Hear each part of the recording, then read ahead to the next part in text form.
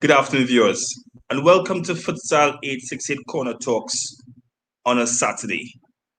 My name is Geoffrey Edwards, series moderator and president of the Futsal Association of Trinidad Tobago. Futsal868 Corner Talks is an online meetup series where global sporting professionals share their experiences and perspectives on the fastest growing indoor sport in the world, futsal. In recent sessions, we expanded to discuss topics of social issues and their relation to sport. Our main objective is to sensitize and educate sports stakeholders on the sport of futsal and others pressing local and global issues. The pandemic has triggered many social issues, amongst them intimate partner violence and family violence, deeply rooted in gender norms. According to the Trinidad Tobago Express report on Thursday, the 23rd of April 2020, there has been 203 police reports made for March, compared with 42 reports for the same month in 2019. The UN is reporting that Lebanon and Malaysia, for example, have seen the number of calls to helplines double compared with the same month in 2019. China, it has tripled. Australia, search engines such as Google are seeing the highest magnitude of searches for domestic violence help in the past 5 years. Violence against women is also triggering increased demand for emergency shelter in Canada, Germany, Argentina, Spain, the United Kingdom, and the United States of America.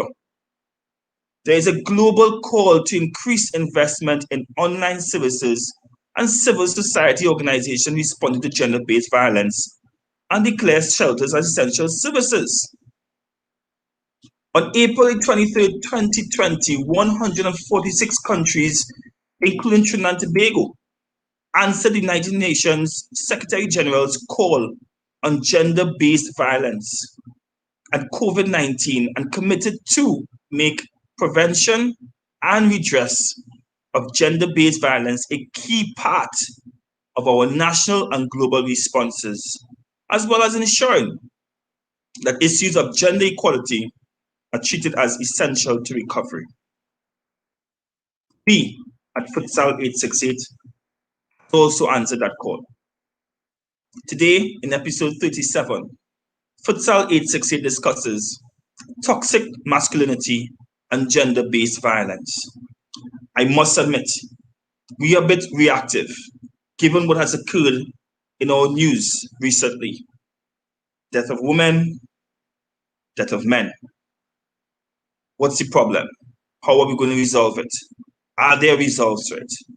And we have gathered some of the best in the Caribbean to help us understand this very interesting topic. Our guests today are Dr. Tracie Rogers, lecturer in the Department of Sociology, Psychology, and Social Work at the University of the West Indies Mona campus in Jamaica. Good day, Dr. Rogers. Good day. Thank you very much for joining us on this episode of Futsal868 Corner Talks. We have with us as well is Dr. Kenneth Niles, family counselor and therapist at his Global Concepts. Good day, Mr. Niles. We got Dr. Niles. I see that he has a little technical issues, so we'll give Dr. Niles a little chance before he comes in. And joining us later on in the show will be Mr. Sule Joseph, psychologist at Sule Joseph and Associates Limited. Since you're the lone guest for a moment, Doc, that's fine. We know how technology operates. We want to say thank you very much for joining us. I see that Mr. Joseph is in the waiting room. Mr. Joseph, are you with us? Ready to go? I will add him one time to the screen. Yes, it is on, sir. Good day, Mr. Joseph. Hi, good day. Thanks for having me, guys. Thank you very much. I'm just trying to adjust my speaker because I am hearing really softly. We hear you loud and clear, which is brilliant.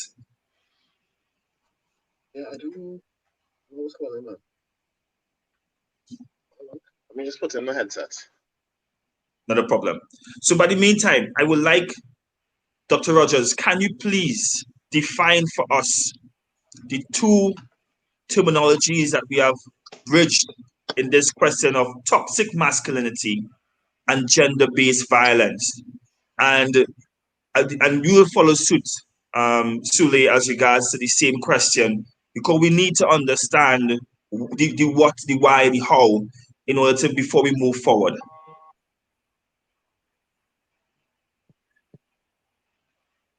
Doc?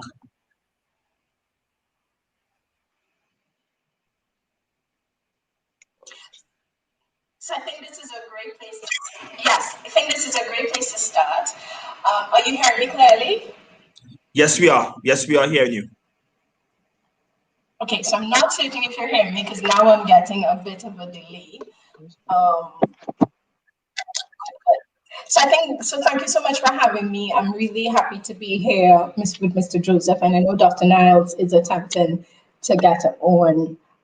So I think this is a great place for us to start. Let's start with all being on the same page about these two terms that are appearing more and more in our medium. They're two old terms. So I guess let's start with toxic masculinity.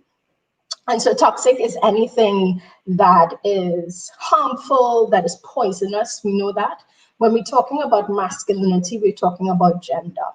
So masculinity is really how we identify ourselves. And I like to think about, different understanding that gender really refers to all of the social stuff that we append to being male and female.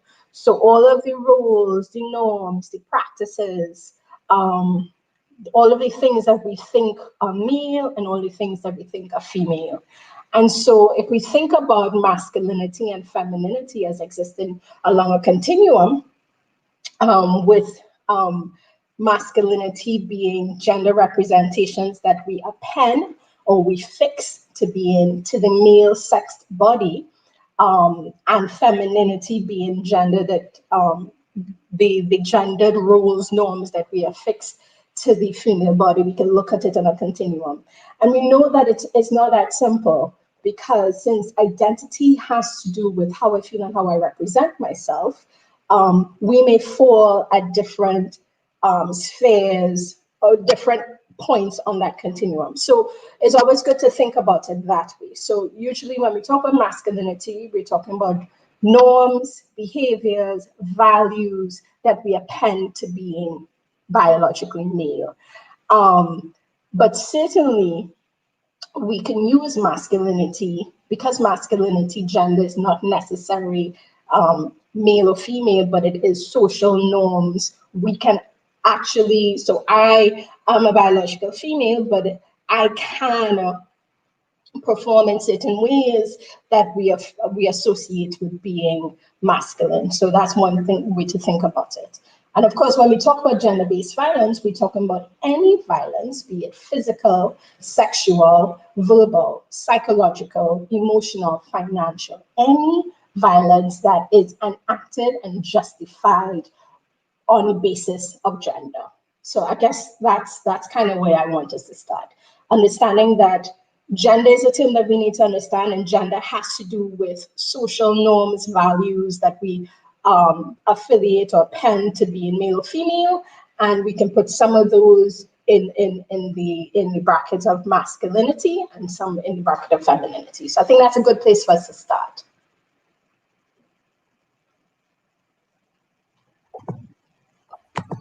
Thank you very much for Doc. I really appreciate that. And we will bring in Sule into the conversation now to get his perspective on the definition of toxic masculinity, his definition of toxic masculinity, as well as gender-based violence. And Sule, you and I had a beautiful conversation, 20-minute conversation, and we dissected a little culturally. So I would love to hear your perspective on the two definitions, please. So let me start by saying thank you for having me. I am honored to be part of this panel discussion. Let me apologize for my seemingly tardiness. I literally finished with my last client just a few seconds ago. That ran a little bit late, and I just came on one time. Right? Because I really felt that I needed to be part of this panel discussion. I find it to be very important and crucial at this time. My views on this particular topic may not be very popular, and I say that off the back of somebody accusing me of being toxic on social media recently, for my view on the matter. And really, when we talk about toxic masculinity, I want to be very clear here that I am not a fan of the term toxic masculinity. As my co-presenter or co-panelist would have pointed out and indicated, I just want to kind of overemphasize, toxicity is a behavior, and it is not a behavior that is specific to gender. It is not gendered. We have to be very clear that gender is a social construct and that behavior could come from either sex. So when we talk about toxic masculinity, we are assigning behavior to a very specific gendered context, which is socially constructed. So, and that sounds real fancy, and a real basic way to look at it and examine it is to say, society say, when you behave this way, you are male. When you behave this way, you're female. But we know very clearly that that is not how things operate. We are very fluid in terms of, especially of recent, when we're talking about this modernity and so on, in terms of behaviors that are acceptable for both males and females to have and envision. And gender, rather. Males can be, and are encouraged to be right now, emotional and to represent their emotional state and to share their emotional well-being and to be an emotional type of person. While females are being encouraged to be independent, take matters into their own hands, be able to earn their own money and income and so on. And so I, for one, I'm a big fan of de-gendering the issues. And one of those issues is the concept of toxic masculinity. Now, this is not to say that I am in favor of the behaviors, because I acknowledge that these behaviors exist and they need to be addressed. I don't, however, believe that they need to be labeled or specified or assigned to a specific gender. Yeah? So I say all the time that toxic people are toxic, whether they be a toxic male or a toxic female. Toxic people are toxic. And if we talk about degendering the issues, then we degender all issues. That will also include abuse. When we talk about domestic violence, we have a feeling most times, at least in Trinidad, I could speak for, when we talk about domestic violence, we automatically think about women being abused. And we talk about stop violence against women and so on. And there's never really, or very often, not much thought given to men being abused, whether it be emotional abuse, verbal abuse, or even physical abuse. And what the research would show is that based on reports, that while one out of every 4 or 5 women might be abused in a relationship, 1 out of every 7 or 8 men in a relationship might be abused. And so, while yes, there's a disparity in the numbers, which can be accounted for in several different variables, we must acknowledge this is something that exists. And so, because of this, we must degender the issue. We must deal with the issue of abuse across the board. Not men beating on women or women beating on men, but the idea of persons beating anybody, hitting anybody, abusing anybody, that is an issue that needs to be addressed significantly. And so, while we move forward discussing that today, and creating a platform, which I am very excited about being part of, I am hoping that we can do that in the context of degendering the issue. that we treat it as an issue, that we treat it as a behavior and not a gendered behavior, that we treat with abuse as a behavior, a toxic behavior at that as well, and degendering that as well. So while we go along, I will actually also talk about something that I feel passionate about, because we talk about protecting our girls, and I agree 100% with that. But we don't talk about educating our boys. Locking them up and giving our girls guns and ammunition and so on does not change the toxic behaviors that some of the males have out there. You know, so while we talk about protecting our girls, in protecting our girls, we have to talk about educating our boys. Yeah? And I think I will leave that there for now, and I look forward to jumping into an interesting discussion.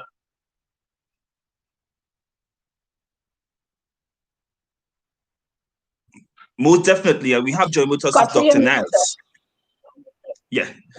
Dr. Niles, thank you for joining us. It's a pleasure. Finally. I understand. Finally. It's never too late. And I want to bring you in the conversation immediately, Dr. Niles. And I want to ask you if the concept of toxic masculinity is worthwhile. Is it a social construct? Do you think that we should continue using that terminology, toxic masculinity? We can. I was listening to Mr. Joseph just now. I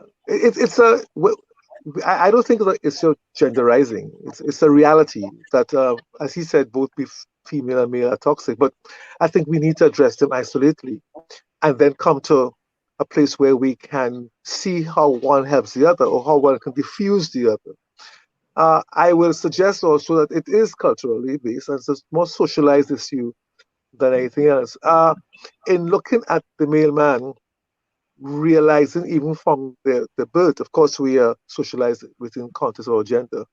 And as we go along, we are realizing women, let's say girls, as I was sharing yesterday, girls were out there doing the nice things, learning how to nurture. They had dolls, they fed the dolls, they bathed the dolls, they spoke to the dolls. We all there doing, building something, sweeping the yard, cowboy and Indians shooting up. So there was a different kind of psychology that was embedded in terms of us as children. And so as we grew older, the guys went out to the corner line while the girls again continued making up the beds and getting all the accolades of good boy, good girl. Well, we used to say, hey, I thought I tell you to clean the yard, but of course the leaves fell. Nobody sees about that. But yet we are blamed. So there's that context of always being on the negative side.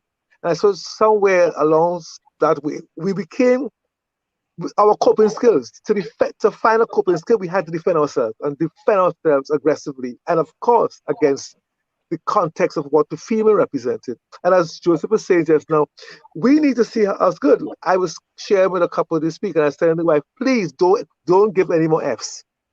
Don't give your husband any more Fs. Let's see if we can give him, well, if you want to give him a B-, that's fine. But don't give him the F. Let's see how best we can encourage, because all we seem to think about is that toxic context, what brings out what is now being considered the abuse. So the conversation is important for us to, as I wrote in my book, the emasculating, how to re-emasculate, how to get rid of that emasculation and to put off that toxicity so that we can bridge the gap between nurturing and development and progress and growth and engaging, of course, into those whole societal frame. But it's important for us to get back to the psyche of that young child and begin to re-engage them in terms of proper focus and proper, activity, functional, in terms of who they are and why they're who they are and how we work together. So today we have the victim issue, of course. All this is fruit from the past that we're now working on. And so that's our thing. And one more thing is that we've always had toxicity in our homes. Don't do, you're a bad boy, you break the vase, you do this. And the girls, hi, well, not too bad. So therefore, we have grown up seeing the masculine man, the male man, as a toxic agent, but the female, maybe different. maybe different. I know Tracie might have a view of this, but I have recognized that, there is that kind of parenting of the ages. And I went through that, and I'm here longer than most of you. I'm here way back.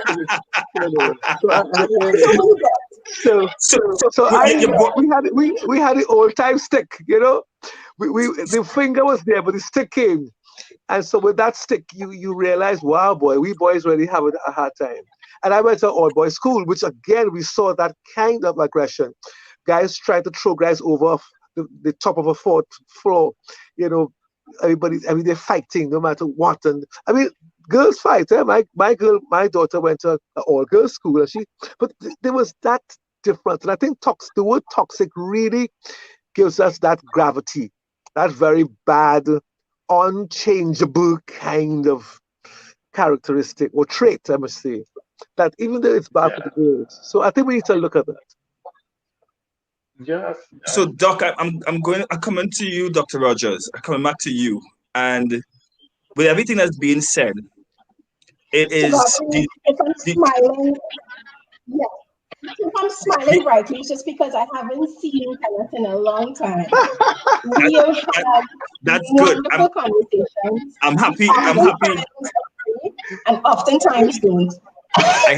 I'm happy to be a facilitator of great reunions. It is a period before Christmas, so we bring in the joy. Yes. So I really appreciate it. I'm coming to you, Dr. Rogers, and I'm going to ask a loaded question here. Yes.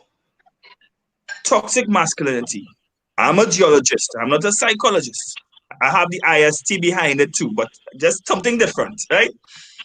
How can it be said that we are dealing with men, but who raises men? So is it that we are saying that women are the ones who nurture toxic behavior in men? Can that be I know I'm going to cause ways of honestness here, but can it be said that women nurture toxic behavior that adds fuel to what we are seeing as toxic masculinity? That's one. Yeah. And then to the panel, I'm asking this question.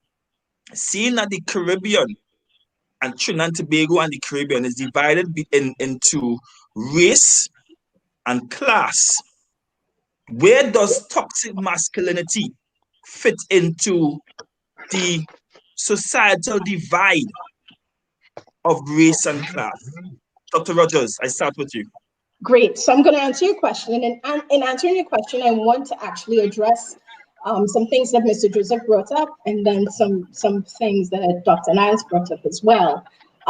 So let me start by saying this. I don't do comparative suffering. So if anybody wants to engage with me in a conversation comparing suffering, I don't engage. Suffering is suffering. Men suffer, women suffer. And so I don't get involved in who's suffering most. So let me start by saying that. The second thing I want to say, I disagree strongly with Mr. Joseph about the idea that we need to degenderize this, because it is what it is. Yeah, meaning that we know that women are disproportionately impacted by violence, by gender-based violence. We know that. Saying that does not negate the fact that men are affected by violence, nor does it mean that we don't have to attend to it. As I said, I'm not doing comparative suffering. The other thing I do not do is blame. Blame has an inverse relationship with accountability. So once we're blaming, we're not taking responsibility. So I'm not pointing fingers about who does what. So my action, my responsibility. My action, my responsibility. And blame is really just the discharge of negative emotion. Blame is the discharge of negativity and oftentimes of pain. And I'm not in a forum to deal with that as well. So I try to stay away from blame. And blame is also intricately tied to shame, which is the feeling of unworthiness. So I want to stay clear of some of those things. So I don't think it can be degendered, because it is what it is. And that's something that Kenneth said. He says, it is what it is. The fact of the matter is, Gender-based violence right now is a public health issue. Does not mean that violence that men suffer is not an issue. It doesn't mean that. The fact of the matter is that when you look at the number of women that are murdered, that are killed in this situation, you look at that, if you look at the victimology, it is what it is, and it is that across the board. You started off by saying, Godfrey, that we talked about gender-based violence and we talked about it with COVID. And while COVID and stay-home orders have really brought this to the front, let's be really clear that gender-based violence is not a new problem. I have been working on this in many ways for the last 20 years, doing research, also doing programmatic work, not just with girls, but with men and boys as well. So I want to say that. So it is what it is. It's a public health issue. We need to deal with the fact that this kind of this kind of violence is linked to power. Violence is about power and control. It's not about love and longing and desire. It's about power and control. So while we can speak about socialization, and that is an important conversation, let's not get carried away about what this is. And if we think about what the three of us are agreeing about, which is that we socialize men in a certain way, and we socialize. So men aren't inherently bad. We socialize men in a certain way, and we socialize men into to express themselves with aggression, and we socialize girls a different way. So I'm saying this to go back to the first thing I started with when I talked about masculinity and femininity, and I made it very clear that I want us to think about masculinity and femininity as it is. Yeah, there are ways in which I can behave that are masculine.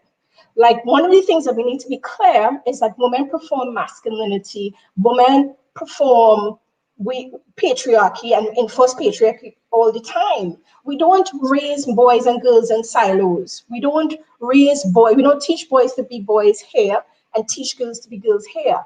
At the same time, we're teaching boys, when we're teaching them to be boys, we're teaching them what girls are. And when we're teaching girls to be girls, we're teaching them what boys are. So it should not puzzle anybody that women reinforce patriarchal norms and values, because that is also what women have learned. So if we move away from the blame and deal with this as it is, I think that's something we need to confront. So I think that's answering the question around, are women raising men? Women are raising men. Men are raising men. But yes, men don't teach boys how to be masculine. Women teach boys how to be masculine because we also learned how to be masculine. I want to end this part of what I'm saying by also saying that I agree with Mr. Joseph. The term toxic masculinity, I am not a fan of the term. And I'll tell you why. Masculinity is identity. It's a fundamental understanding of who I am in this world. We are not going to engage in progressive conversation. We can't expect someone to not put up a defense if we attack the core of who they are. Yeah.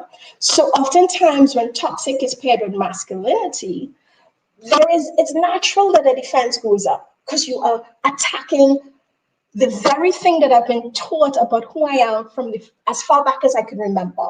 And I'm not sure that using the term toxic masculinity is always a useful way to engage with men and boys about this topic. But the fact of the matter is, the behavior is toxic. It is linked to definitions of self-power and power over, is connected to that. So I agree with Mr. Joseph that it is a disconcerting term. When I use it, because I think we can weaponize anything. Yeah. The fact of the matter is that masculinity has been weaponized. And the other thing I want to say, this is what and then I'm going to stop. We need to move away from this notion that toxic masculinity or patriarchy only hurts girls, because it hurts boys too. It is hurting all of us. And there's a way in which we need to depersonalize this. Patriarchy hurts boys. Yeah, it hurts them. It hurts men. Yeah, men with this, and this whole idea about men not being encouraged to be emotional. We are emotional beings. It's how we made. It's in the DNA. Neurobiologically, we are wired for connection. When it comes to how we are taught it's acceptable to express that. So men have always been emotional beings. We have raised men in very rigid ways to not express that. And we're dealing with some of those consequences now, and we have to address it. So I'm going to stop there for now. Thank you very much, Doc. With that being said, as I take the time for the sake of our guests and also for the sake of our viewers, I am going to put up on the screen a theoretical definition of gender-based violence before we continue. And this comes from the Virtual Knowledge Center Limited that I took as part of the qualitative study to gender-based violence in Trinidad and Tobago. And we read, gender-based violence, or GBV, are acts of physical, mental, or social abuse, including sexual violence, that is attempted or threatened with some type of force, such as violence, threats, coercion, manipulation, deception, cultural expectations, weapons, or economic circumstances, and is directed against a person because of his or her gender roles and expectations in a society or culture. A person facing gender-based violence has no choice to refuse or pursue other options without severe social, physical, or psychological consequences. Forms of GBV include sexual violence, sexual abuse, sexual harassment, sexual exploitation, early marriage or forced marriage, gender discrimination, denial, such as education, food, freedom, and female genital mutilation. Doc, does that definition includes everything that you have just said? Do you feel satisfied seeing me putting up that definition after you spoke? Absolutely. And I like the inclusivity of the definition, because we need to not think that gender-based violence is men doing it to women. Yeah. Men can be and have been, we know this, they have suffered from gender-based violence. When we're dealing with sexual minority groups and the way in which we treat with culture and taboo around treating with men and women who don't fit into the box of what we think a man or woman is supposed to fit into. So I think it pretty much covers all of those things. Yeah. And you mentioned the minority group, which is the second question I ask. And I go to the goodly gentleman of Dr. Kenneth Niles and Mr. Sule Joseph to help me with that. The minority groups, for which majority of them are from the Caribbean, in terms of, you know what we're speaking about, yes? And I also spoke to the division of the Caribbean, the psychological division of the Caribbean, the sociological division of the Caribbean. How does GBV, gender-based violence and toxic masculinity, fit in or does not fit in to those social constructs? Mr. Joseph? If I may, if I may, there were several things that were said, and maybe it could be the nerd in me, but I'm excited so far by this conversation and the information that is being shared and the ideas. I want to say something, several things. First of all, that I think that we can degender the issue while still holding true to factual information. And the facts of the information are even though we can degender the issue, we recognize that a certain cross-section or gender is being being faced more with issues of domestic violence, issues of rape and so on, and these negative toxic traits than another gender, which would be males. Now, males, yes, males experience it too, and I'm not negating that.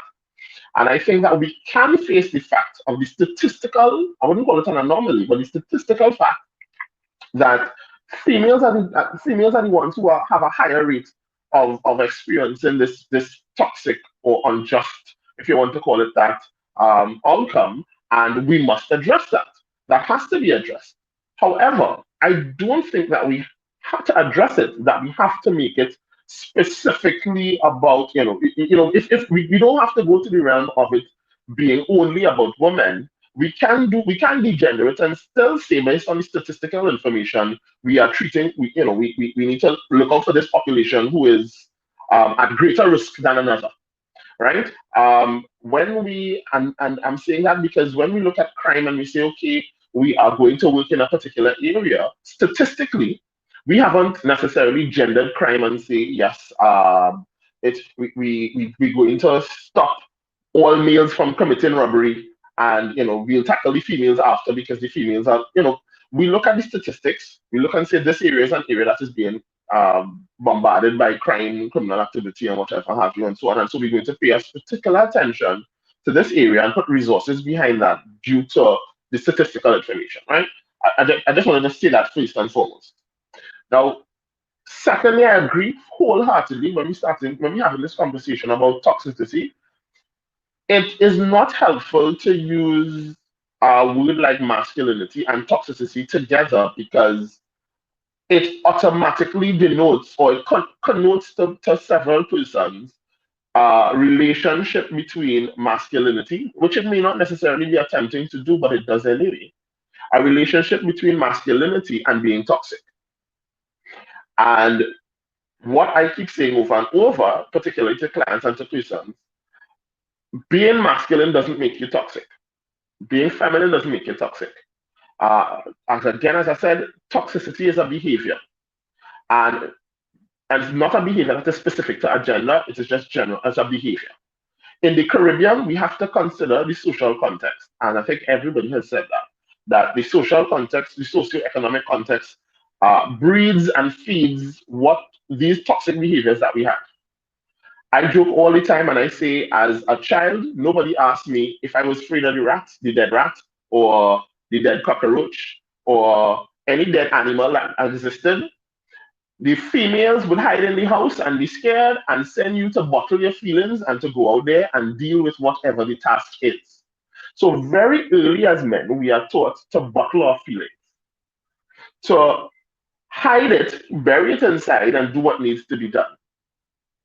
So I think that we are in a society, or within the Caribbean context, we are in a society that breeds issues of communication for men and issues of freely expressing emotion and the emotive states. Particularly if a man is, or a young boy is overly emotive, or open in terms of sharing his emotions, that person becomes a laughing stock and seen as abnormal. That it is not a culture that is welcoming and open to that. And we have to be real about that when we're having this conversation. The other thing that we have to be very real is that question that you asked. So when you spoke about who are the ones raising these toxic men, I also don't want to point fingers and to blame, and I will say both genders need to take responsibility for that, because we have a high incidence within the Caribbean context of single parent families where the men, the fathers, don't take up that responsibility and role of providing a role model and a space to groom a young man into becoming a man. And that role now falls heavily onto the mother. Even if the father is present, and I, again, will use my father as an example. My parents married and still are married, but my father was a traditional old school, I guess, father, and he left very early in the morning to work and came back very late at night. which left the parenting of or the teaching of values and skills and the transition from boyhood to manhood to my mother. And she then did the best she could to try to impart those values. And something that I do believe, I know that may be controversial again, but something I do believe is that women can teach boys the values that a man should have. They can teach them based on their understanding of what a man should be. But when it comes to part of transitioning from a boy to a man and being a man, is being able to model and emulate some of those behaviors of manhood. And a mother cannot provide that. So what the mother would provide based on her limited understanding or vast understanding, if you want to say that, would be what the society has told her is expected of a male. And in that case, I think we exist in a very patriarchal and very chauvinistic society that is hypersexualized, and I see that all of the time. And all of these things don't augur very well for women, by the way. We live in a very hypersexualized, patriarchal society, and women, I think a lot of women, generally being a single parent mother, you're trying to teach the values and so on, and inadvertently, I believe some of that same patriarchal functioning is taught onto your children or onto the young boys. I think that is where fathers kind of need to step in and break that cycle, teach boys communication and better communication skills, model behaviors, because what we also have is a situation where men kind of do as I say and not as I do. So while I have multiple outside women and so on, and I have your mother at home, do as I say and not as I do, and the boys still model those behaviors, model the aggression, model the toxic behaviors that we talk about. So I can't say that we can point a specific finger to a gender and say that the mothers are responsible.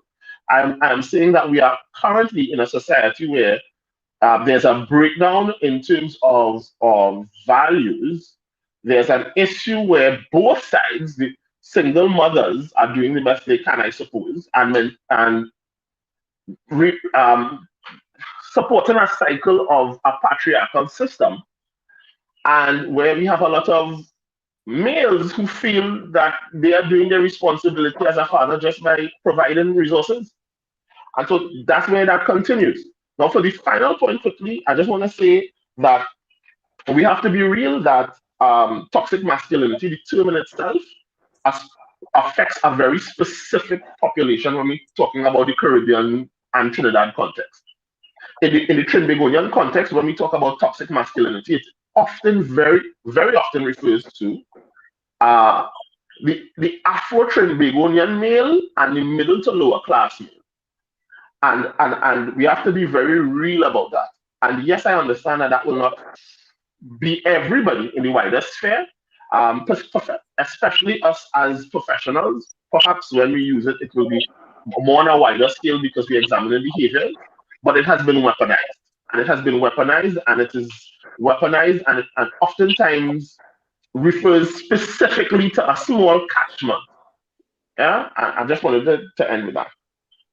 Dr. Niles, your specialty is family counseling.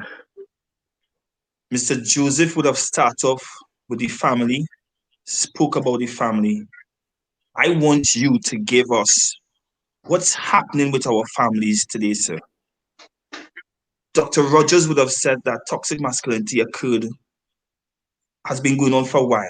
And I am happy that we have spent a good amount of time, definitions, backdrop. But let's go to the families, the unit of society. What's happening with us right now, Dr. Niles? And before you answer that, I just want to thank our audience for chiming in. We have a remark from one Monica who says, great point. Patriarchy doesn't only hurt women, it also hurts men. And Justin, just want to acknowledge him saying great program. So I want to say thank you very much to our viewers for chiming in, because without you all, we are nothing. So Dr. Niles is you, sir.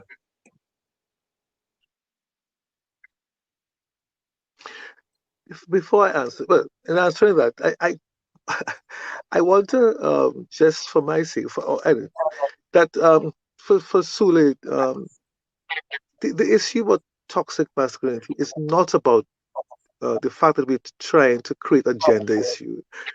As I said earlier, I think Tracie said the same thing. Both male and female, it is. But if I go to a tap or I go to the hospital and somebody said, yeah, you have a toxic issue, that means there's some poison. And they say, did you drink water? It's not the water started off toxic with poison, but the issue is I am suffering from something that makes it toxic to me, so that my masculinity, to use it, has been affected somewhere to bring some kind of poisonous situation. And I think that's what we need to address, the byproduct of something that happened. Now, our parents did their best, and I was sharing that in my talk yesterday. Our parents did their best. That's what their best was. We can't argue it. But coming out of that best, we've had some very disruptive, different behaviors that shows the kind of degradation within our society. And we have to therefore go back to the foundation. And that's where your question is, to the family. So having each family socialize differently, having each family coming from their family of origins, and bringing up their traditions and histories, we are all going to have within us some toxic issues. Personally, it is not that I am going to suffer till I die, but there are antidotes out there, of course, like anything else. There are viruses, and there are now what you call those things that we don't want to take, vaccines. So therefore, as professionals, we offer vaccines. But the issue is that there's a reality of some poison that continues to spread around, and we are trying ourselves to contain and to get rid of. So therefore, how do we do that?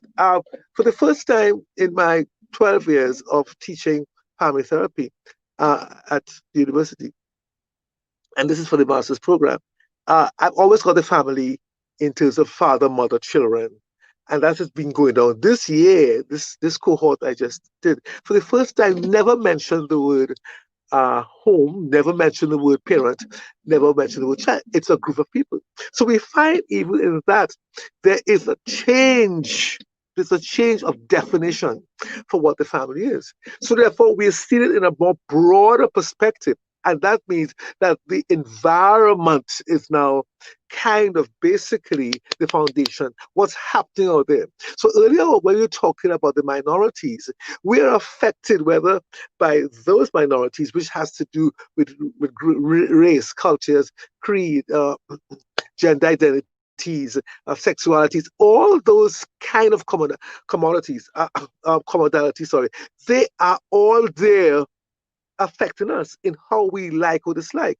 Because we have this part of us that calls emotion, we make choices. The choices are affected by our peers, our communities, our aunties. The whole is we are crowded with several voices in one day. How do we say yay or nay? And therefore, what is that criteria that creates the yardstick for normality? For a normality, who says I am normal, you are normal, what? So we have a normality. Why? Because we can integrate, and there's a homeostasis within an environment.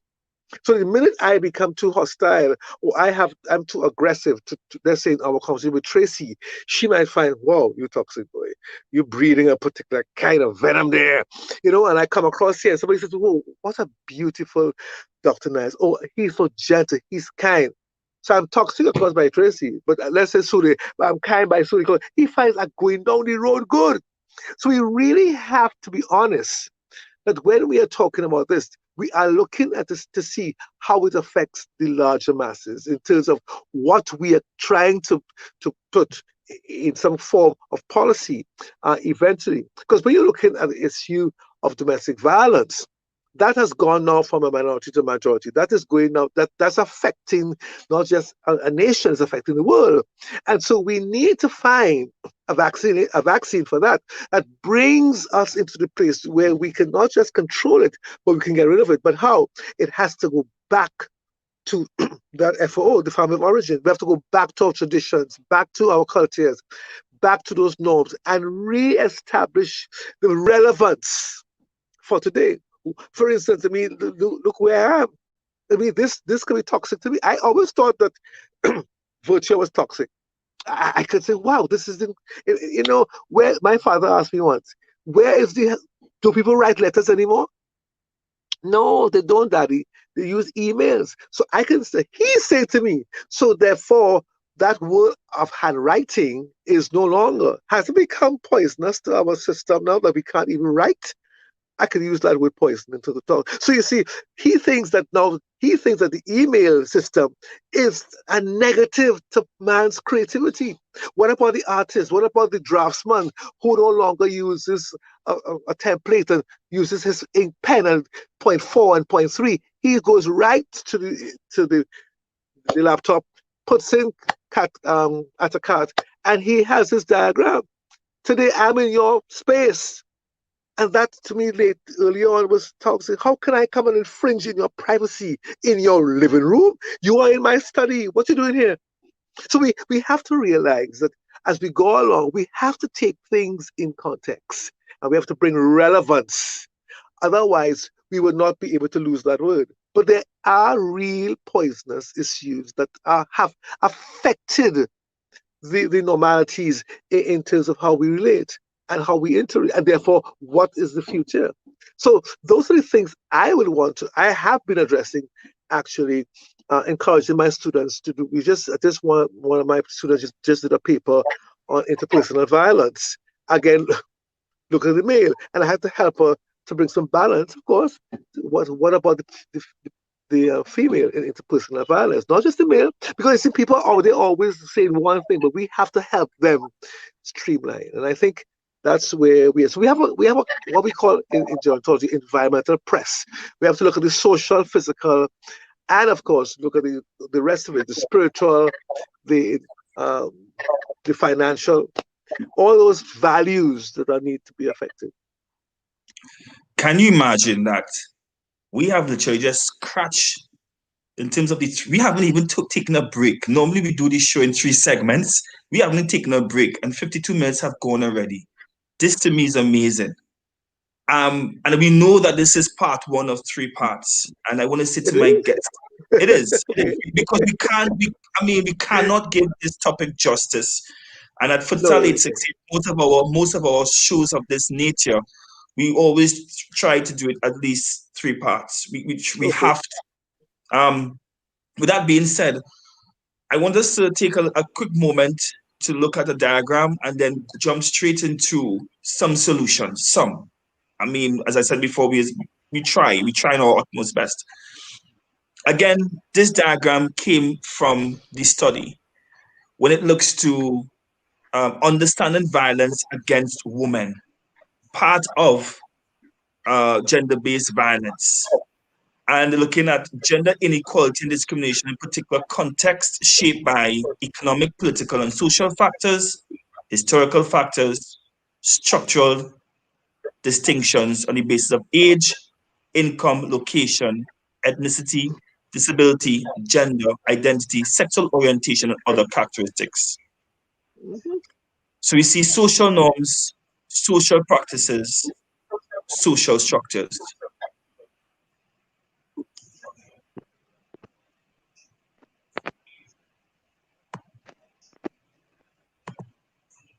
Doctors, when you see that diagram, and that comes directly from the qualitative study, it comes directly from the qualitative study of gender-based violence in Trinidad and Tobago. What are your thoughts on said, Dr. Rogers?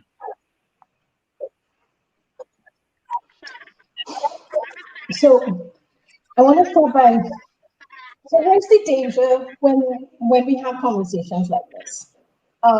We're talking about gender-based violence, and we're talking about the relationship between masculinity and masculinity, which is toxic, because not all masculinity is toxic. but masculinity, which is toxic, and how that contributes to gender-based violence. And I think it's important that all of us really anchor ourselves in what we're talking about. Because if we don't, we can go down a spiral, we can go down a rabbit hole talking about gender. We're not just talking about gender, we're talking about the fact that it is the 19th of December, and as last time I counted, 47 women were killed this year. Yeah, 47. And we inside. Yeah? We're inside, and in Trinidad and Tobago, 47 women have been killed in gender-based violence situations. Gender-based, not just violence, but going back to the definition, being violated because of power and control and messages that men and women have internalized about men being entitled to space, entitled to women's bodies, entitled to positions of authority and power. That's what we're talking about. We're not talking about women being independent. We're not talking about men being taught not to feel. Let's anchor ourselves in what this conversation is supposed to be about. So so this whole idea about women raising more boys and women grooming men, that's a different conversation. Yeah, how boys are being raised is a different conversation. A valid conversation, a worthwhile conversation, but not this conversation. We're talking about gender-based violence. So when we have gay men, trans women being murdered because how they choose to represent their identity, their gender identity, does not fit in with the power that we culturally associate with masculinity, we're talking about gender-based violence. When we're talking about the fact that a girl goes into a PH car and she's violently murdered, we're talking about gender-based violence. When we're talking about the fact that I am in this household and a man has been raised and is now walking around in this household thinking that a woman should know her place, that she should be cultured, we're talking about gender-based violence. If women, and when, because it does happen, women abuse men because of that, we're also talking about gender-based violence. However, let's be real clear about what we know about the numbers. This is not a tussle about gender and masculinity, and this is about gender-based violence. So I wanna really plant us there. So that diagram that you showed is really important because I want us to contextualize and understand this for what it is. We have raised, we culturally, and it's not just Trinidad and Tobago, but we have raised boys and girls to believe that males are entitled to take space and own space. And that is toxic, and that toxic behavior is a driver of gender-based violence. Not all men being men, not all masculinity. That behavior is a driver of gender-based violence. We know this. I want us to really plant ourselves in that. I want us to understand that we can't have this conversation without talking about sexual orientation. We can't have this conversation without talking about the violence that is being met out on young girls, trans women. We can't. It is what it is. And that's beyond our morality. These are facts. People are dying. They are being killed. And these are the behaviors at the root of that. So that's what it is. And I have never used the term as a Black woman, as a Black Rasta woman, if you want to go that far. I have never used toxic masculinity to speak to a certain class of men. Yeah? Because regardless, as a mental health professional, as someone who has worked as a clinician in Trinidad and Tobago, and as someone who's actually also worked in the region, I know that this toxic behavior that we're talking about transcends culture and class. They're dealt with differently when people have financial resources to deal with it differently. But this is happening across the board. Yeah. So some things make the newspaper, and yes, that has to do with race and class. But when we're talking about masculinity and how toxic it is, I have never used that or never been party to anybody using that, weaponizing that against a specific sociocultural group. And I want us to be really careful about this. I want us to be able to call a spade a spade. 47 women have died. More women died disproportionately affected by violence than men in the household. It is the possible, if Sule and I leave home today, what I need to go through to feel safe on the road is quite different from what Sule has to go through to feel safe on the road, from what Kenneth has to go through to feel safe on the road. That's what it is. So I really want us to start to talk about that, and we can have the other conversations because they're valid and important. But if we talk about gender-based violence, let's talk about gender-based violence. I feel happy that the team was able to, every time I put up a graphic, I feel happy that the team was able to do research, Doc. Otherwise, I feel like if I would have been given licks for not reaching the points that the team wanted, the panel wanted to reach, because it's very important. I have taken the time, the team have taken the time to do a little bit of research in coming to this conversation, even listening to other local entities speak on it. And you are quite right. I think that many persons are not following the narrative. But there's something that you said just now as regards to what actually meets the media. What actually meets the media? Or, put in another form, what the media reports. Because that device called the one-eye monster, as my mother called when we were growing up, which is the television, now becomes this. And it is known, if anybody watched the Netflix documentary, that false or fake news travels faster than. How are we going to control that narrative, Doc? Sule, Dr. Niles, how are we going to control that narrative with all of this information that is passing us, with all of this information that's coming to us? How are we going to control that narrative, Dr. Niles, to be able to help our families be better families and create better men and women?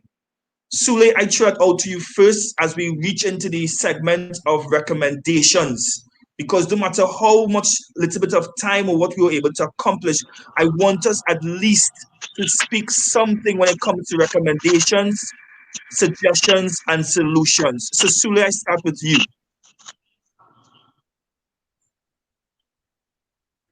We hear you. We hear you loud and clear. I don't know what. We hear you loud and clear, Sule. You guys hear me? I don't know. Give me 1 second.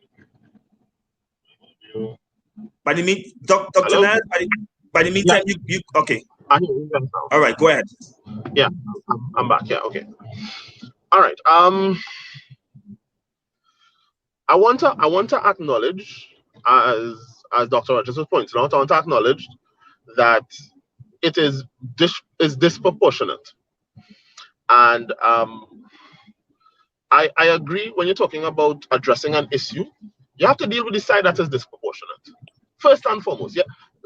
So while I advocate very strongly for degendering issues and so on, as I said before, statistically, we can't hide from the fact that more women are being about women are being slaughtered, and we have to deal with that, right? And I agree again with both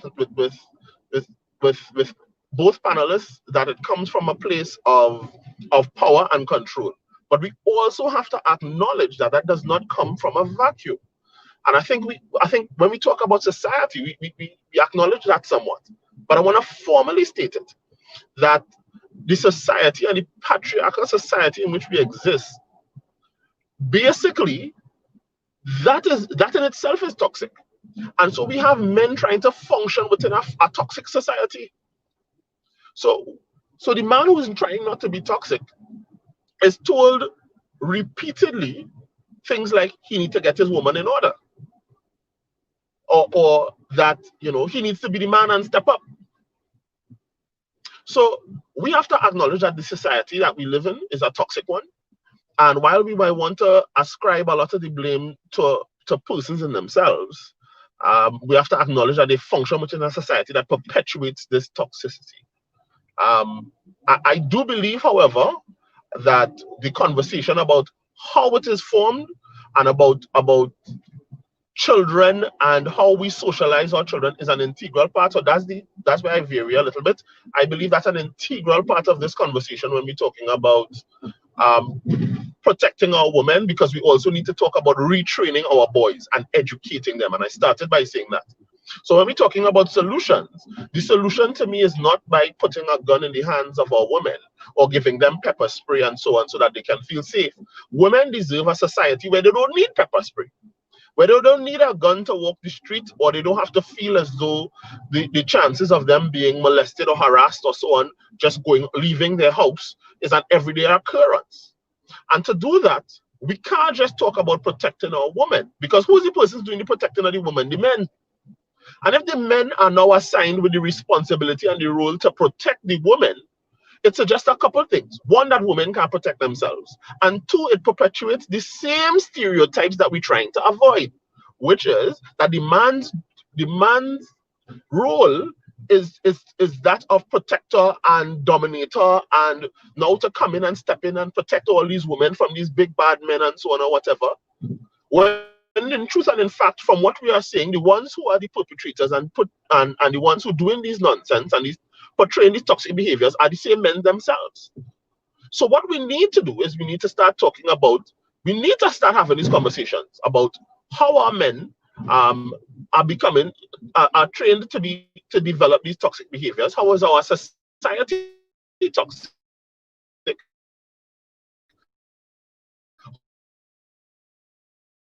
How do we re-socialize them? I recommend a couple things. I want to recommend one, that we start making values, or the type of values that we would like to see in our society, a mandatory part of our schooling from as early as is possible. Values need to be introduced into schools and not be part of the hidden curriculum. And by hidden curriculum, we just mean things that children learn in the school that are not formalized. We need to formalize values, the teaching of values, all right? A sense of nationalism, nationalistic pride, and a sense of a value for our women and equality. Now, I know there's a big cry where we talk about all the time that, you know, equal, and equal. And I think we also need to bear in mind that we probably need to maybe move away from this concept of equal and maybe focus a lot more on the concept of the term slipped my mind now, not equitable, not equal, but equitable. So we need to look at equity.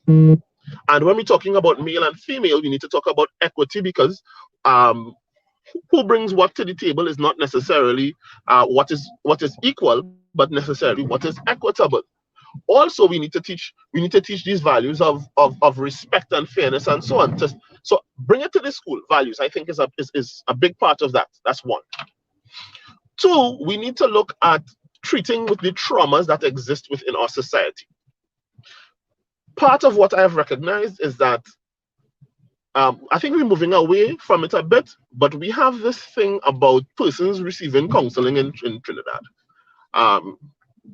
And we feel as though when you go to the bar and you sit down and you take a drink, or you go to a fete, that's the best therapist you can get. And therapy is for people who are crazy and they have problems. And we have to be able to create a society where persons can recognize that they have shortcomings and they may need therapeutic intervention, because we need to heal the traumas that exist. right? I think we are a very traumatized society, and we need to be able to heal those traumas and create safe spaces in which men, boys, girls, everybody could have conversations on a certain level. Yeah, and that would be in relation to hurts and mistrust, feelings of powerlessness, and then finally, I think that we also need to be able to teach our boys to a lot of our boys feel emasculated.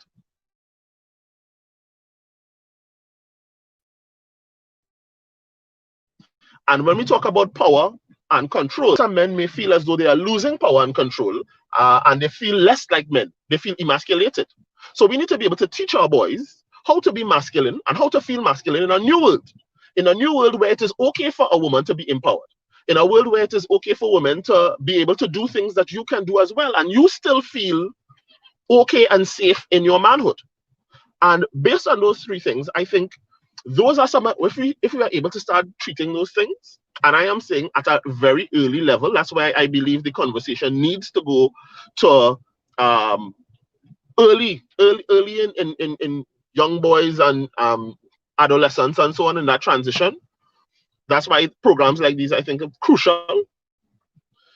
If we are able to bring in those interventions and adjustments, I think we can see some change. Of course, there are other things, I think, in the society, which I have mentioned before, that really does need some addressing, which feeds the toxic behaviors. Things like hypersexuality in the media. If you need to sell a hammer in Trinidad, there's a half-naked woman in a top showing off all her assets and so on to sell a hammer. I have no idea what I had to do with the hammer, but that's the advertisement, right? We are in a very patriarchal type society, very, very, very hypersexualized, and we need to start changing those things too as well. But I think if we look at those three things that I just discussed, we can start looking at a context to be able to create a society, or at least new generations, that can move away from some of these very toxic thinking and functioning that we have. Dr. Niles, I jump straight into you, sir, as regards to some recommendations and suggestions when it comes to this topic. And I'm blessed to be able to have someone like yourself be on the panel, especially when it comes from the family and also religious background. I really would like you to help us, and I'm going to say it, help me be a better man, and help me be a better man to my mother, my companion, my sister, my sister-in-laws, my nieces, the lady next door. Talk to me, Dr. Niles.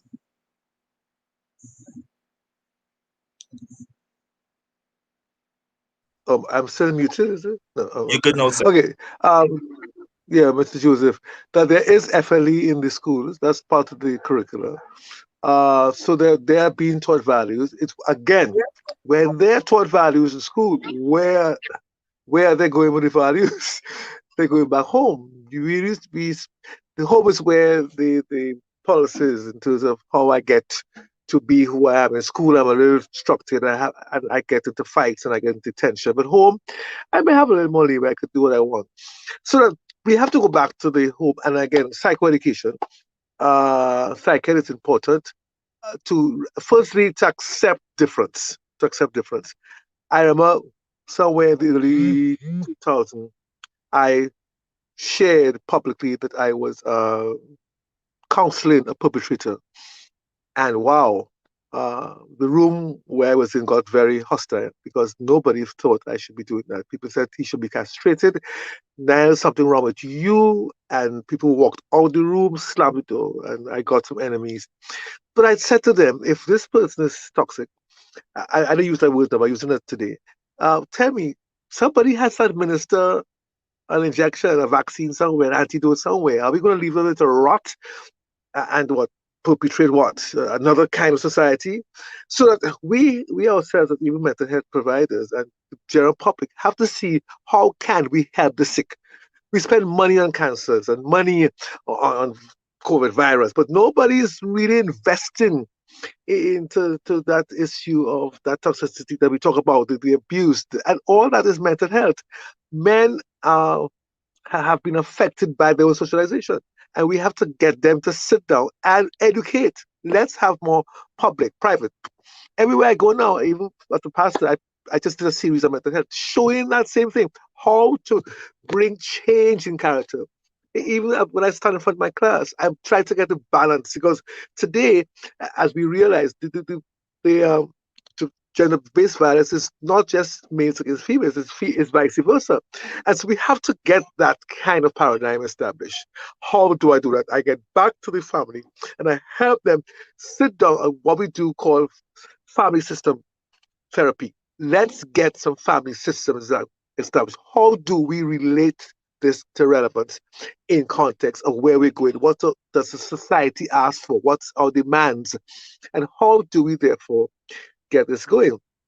We can't just throw away the bathwater just in case we throw the child too. We have to see what we are using as the bathwater, what we have used, what we have to change in terms of our value systems, our traditions.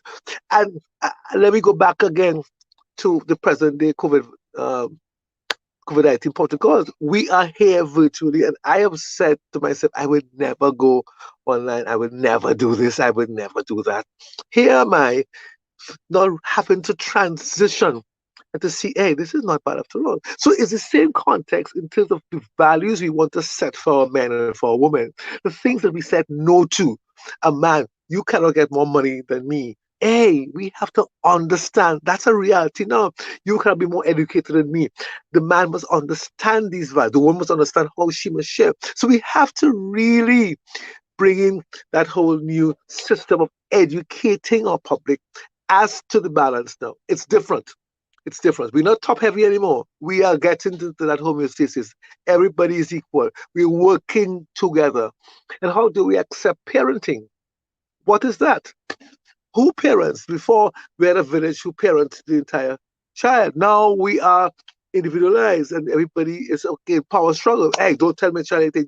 So we are again given opportunity to hide our own characteristics, because if it becomes public, no, when I get out there, you'll know who I am. I'm already fortified within my insulated home and my insulated self. I come out now as a big bad wolf, or I come out with the aggression and I do what I want to do. So therefore, I misappropriate environment, I misappropriate language, I misappropriate emotion, and I hurt, I damage. And I'm not even sometimes realizing that I have damage, because, hey, it's normal. But that's what happens when you say the wrong thing. Well, that's what happens when you don't behave this way. No, we have to recalibrate. And we have to get people into that place where we understand what's happening. What are the systems? What's your function? That's why I see a functionality, which I've been teaching a lot, and looking at Bowen as a therapist and seeing the transactional analysis context. Look at the ego states. We need to get people to understand the child, the adult, the parents are very important for the balance.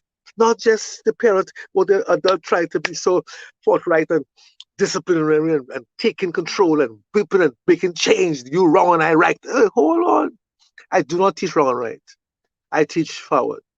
What's best to go forward? And so those are my recommendations. Psycho-ed for the nation. Better revisitation of value systems at the home level. Parents sitting down and establishing family systems value, getting functions for the children. Yesterday I was sharing again.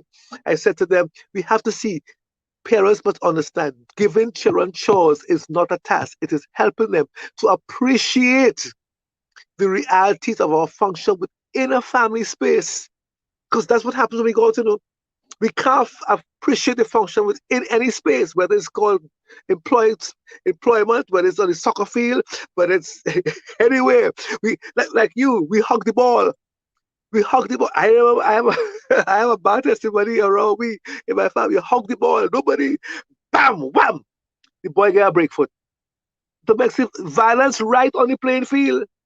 Why? Because I must control my ball. I want to score the goal. I want to go that as number one. If we will learn that we all have to do the chores, there's no number one. And we have a pet with this thing. After yesterday, I was looking at something. we are number one in the world. Some shop selling something, we're number one in Trinidad. We're number one. How you get to be number one? Everybody wants to be number one, and that's the power struggle. So when I threaten your number one, bim, bam, boom. I take you out, I put you down. And so we really have to come to that place where we accept the fact that we all have that equal context in terms of establishing order, being a participator, not exclusion, but being inclusive in all things.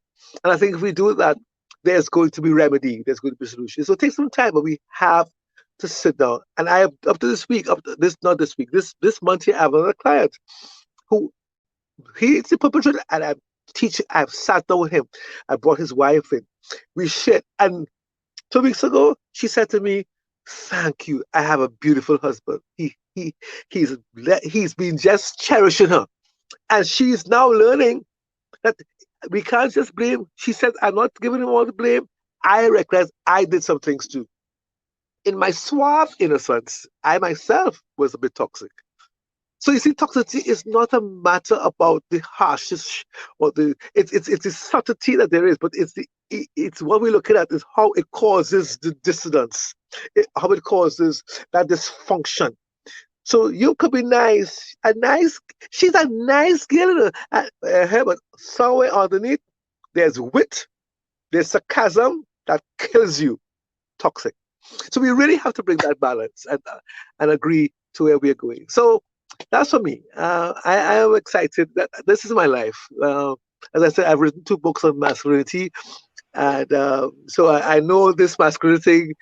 That's where I am excited. And Tracie knows that too. Tracie, we have had a much discussions about this. So, Sule and Kenneth, allow me to say that. Let me leave the floor. Listen, my new favorite term is not going to be strong in a sense. Thank you. Let me. I leave Dr. Rogers, please give us your suggestions, your recommendations to be better people. Yeah. So, this conversation, we talk about recommendations. Gender-based violence, the issues we have with power and control and gender inequality is deep, wide. It's a vast thing. It's mammoth. We are not going to solve this tomorrow or next year because it took us hundreds of years to get here. Just in our context in the Caribbean, it took us many years to get where we're at. So there is undoing this is going to take a while. The good news is we have been doing this work. Yeah, we have been doing this work. We've been doing this work in schools. We have been doing this work in communities. There are organizations as like UN Women, UNFPA, the Office of the Prime Minister. For the last few years, the minister's been supporting, training people to have conversations about gender. I could just go on and on about the number of organizations, the Coalition Against Domestic Violence. We have been doing this work. I've been involved in writing curriculum and to deal with this work. So the work is happening. The recommendation is that we need to attack this, and I use the word attack. We have to attack this on all fronts. It can't just be in certain domains. What I love about this panel is just the different ways in which we are reaching people. Mr. Joseph, he's in practice, he's talking to clients, he's working that way. When Dr. Niles talks about his family work, about working with perpetrators, all of that is important. One person can't do all of the work as well. We need to find the work that's good for us. I know we have had a conversation about sports. So there's a lot of violence in sports, but sports also teaches people how to take a tackle. Yeah, there are different mechanisms that we can use to do this. Arts in Action has been doing amazing work in communities for so many years, having innovative ways to have conversations, because what we need to do is bring the violence to, we have to make everybody understand that this is our problem. This is not the problem of the woman down the road. This is not the problem of the mother who just lost her 18-year-old daughter who was murdered violently. This is our problem. And we need to get to that place. We need to model equity. We need to model equality. So the fact that 3 men and a woman could have this conversation, have different perspectives, and have a conversation that's non-violent, that's based in respect, that is modeling equity. So there's a particular program that's being rolled out in Trinidad and Tobago and other places in the Caribbean called the Foundations Program. And when we do work with boys, we always have male and female co-facilitators, because we know in addition to teaching it, we have to model it, we have to live it, we have to show gender equality. So a colleague of mine, Alex Vega, who I would work with, we would be doing work, for instance, and people say, well, Dr. Vega, and he said, no, that's Dr. Rogers, I'm Mr. Vega, but what's your question? We need to understand that we can model sharing roles, and so that is the work. So the work is modeling equality, doing educational programming. Remember, we don't have to reinvent the wheel. Educational curriculum exists. We need to actually enforce it. We need to get over our fear that if we talk about certain things, it will make it happen. We need to have conversations. We need to deal with the traumas, as Mr. Joseph says. Oh my gosh, we need to deal with the traumas. We are so traumatized, and we're traumatized, and we also have an endurance trauma going on, the trauma going from one trauma to another trauma. So a lot of times there are layers and layers of trauma, and the hurt that we inflict on ourselves and each other, we need to do that. We need to unify against understanding that men are not the enemies, but patriarchy is the enemy. Yeah, masculinity is not the enemy, but toxic. When that masculinity is driven on power control, punishing, subjugation, inequity, we need to understand that. We need to have conversations between men. Men only know when you're sitting and talking to your partner, you know the partner who is be talking, you know how he is be talking. You need to name that, say, yo, what's going on? You have to name that. We all need to get empowered to name those things when they happen, and not be comfortable with the fact that it's not happening to me. I am not a woman. I only have boy children. My child staying home. Yeah, I tie up my hand. We need to move beyond all of that and really take responsibility. And men need to have conversations with men. There is no way that women are going to work this out. We need to work this out. We cannot end gender-based violence against women without working with women. We can't end gender-based violence against men. We can't end gender-based violence against trans people, against girls, against young boys who are also the victim of sexual violence. We can't do that without working together. So there's a way in which we need to really unify. We need to use the art. We need to understand that therapy should be accessible, but we need to also understand the power of collective therapeutic interventions, using art, using theater, using music, yeah, to rewrite the narratives of those old-time calypsos that used to tell us how to do this. I remember being 18 years old working with Arts in Action, doing this work. It was a long time ago. It might look like it was very long, but we've been doing this for 20-something years. We've been having these conversations. We need to continue having it. And I do think that we will get better. So each one of us needs to take responsibility for having a conversation with our significant others, with our pals, with our brethren, with our sistren, about how poisonous these rules about norms and about power and control, how poisonous that is to our health as a community. I'm done.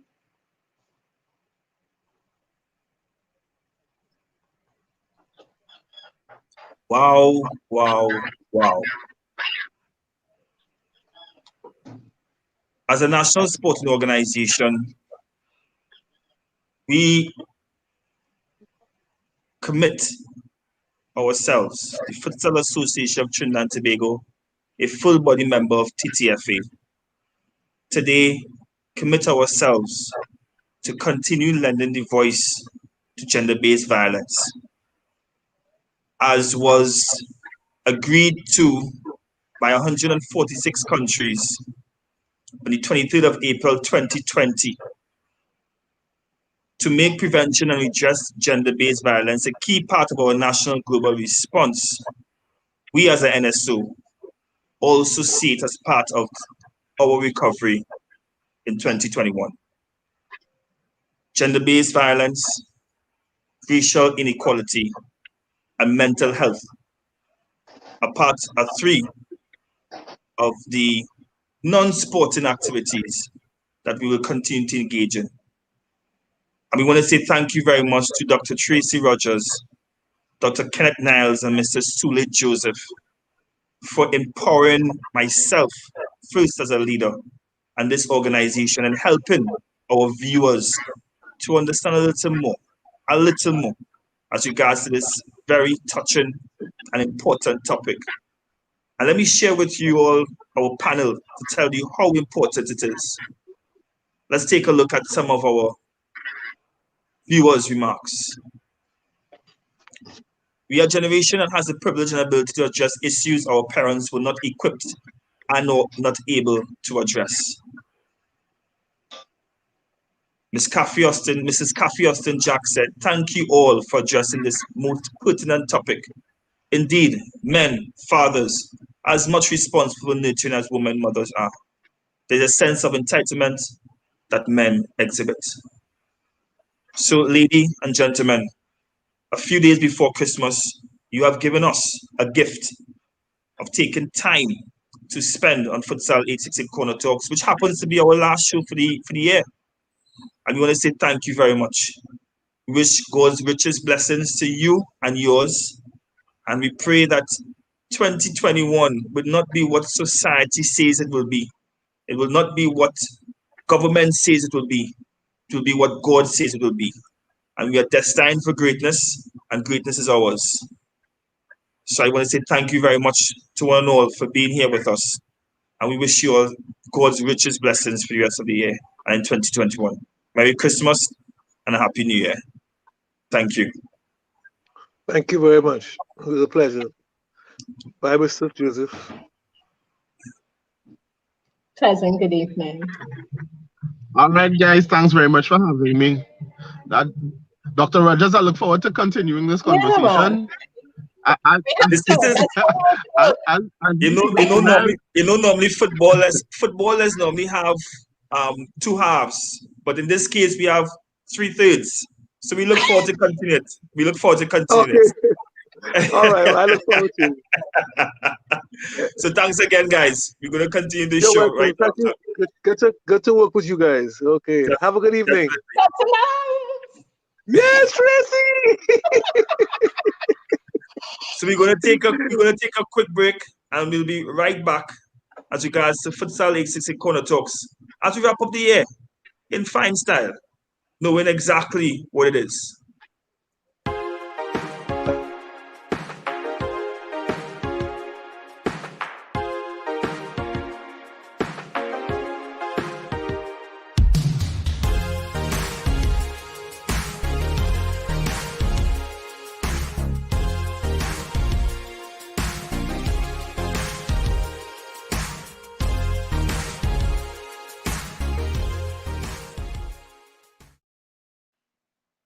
What a year it has been.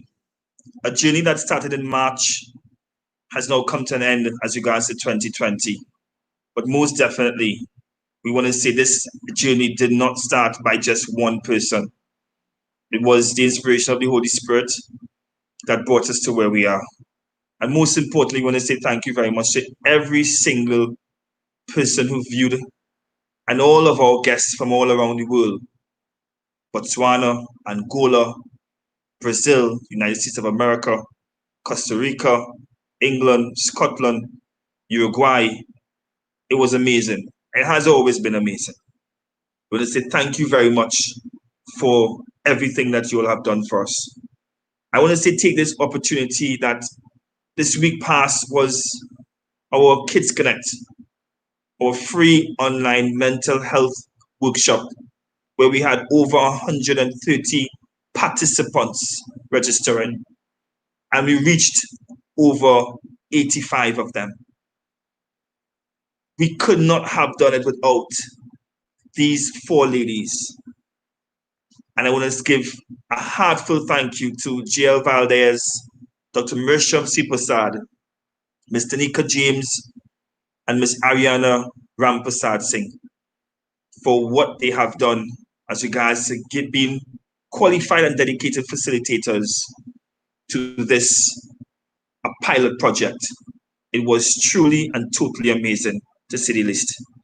We want to say thank you very much to those ladies and also to the parents who allow their kids to be a part of this great journey that is Kids Connect. Look forward to more of it next year. We also want to say great thanks to our partners at Futsal Solutions who provided the online coaching education series. Another testimony of how good and how great God is. As we end this show, we want to say again, Merry Christmas and a bright and prosperous New Year. And not because it's Christmas, we're going to end this show normal. We're going to end this show as we normally do, stamping racism out. It is who we are. It's what we intend to continue.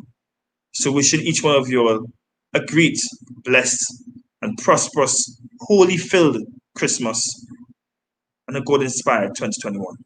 My name is Geoffrey Edwards, host, moderator, and president of the Futsal Association Trinidad Tobago. Have a great year ahead. Thank you. It is our responsibility to commit to making a positive difference in our society. Listen, read, and be a standing voice against discrimination and injustices. I am Yannick Quintal. I am Joash Webb. I am Neil Pro. I am Kevin Usman. I am Safia Sylvester, and racism ends with me.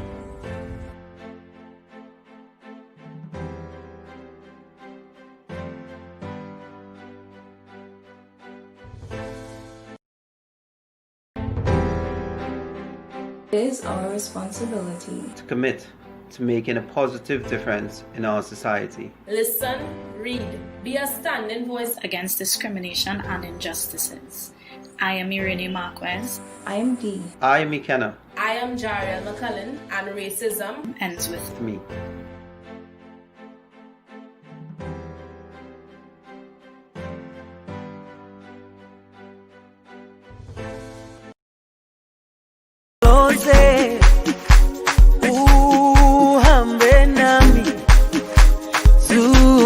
Shilana Jerusalema ikayalami ilonoloze uhambe nami zungangishilana dawo yami ayikholana buso wami awukholana ilondoloze